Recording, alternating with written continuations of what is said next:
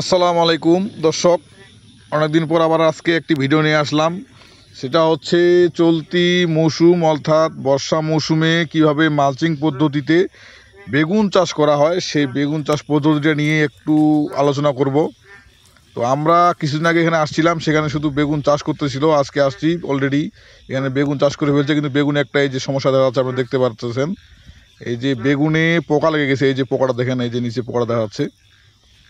এই পোকাটা মূলত এই যে কুশির মাঝখানে জড়ায়, এখানে ভিতরে থাকে, ভিতরে খায়, পাতা খায় এবং এই পোকাটা বংশ বিস্তার করে।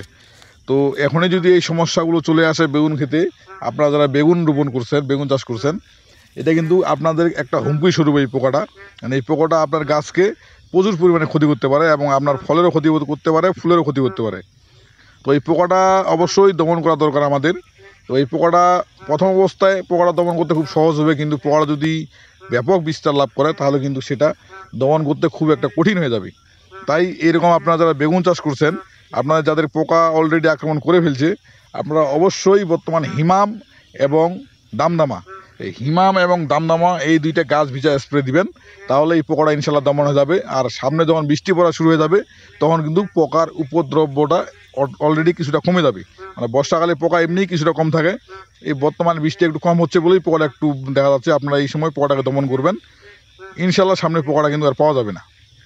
পাশাপাশি বেগুন খেতে আরেকটা সমস্যা আছে, যেটা আপনারা একটু পরে দেখতে পারবেন। সেটা হচ্ছে যে বেগুনের গাছ হলুদ হয়ে যাচ্ছে, অর্থাৎ এই পুরা খেতে আমি দেখছি মোটামুটি 4-5টা মাত্র বেগুনের গাছ পুরোটাই হলুদ হয়ে গেছে।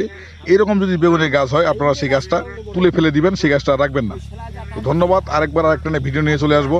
আজকে এই পর্যন্ত, আসসালামু আলাইকুম।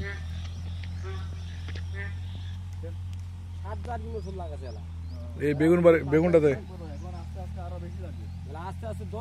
এরপর এটা লাগবে 10 মেশিন।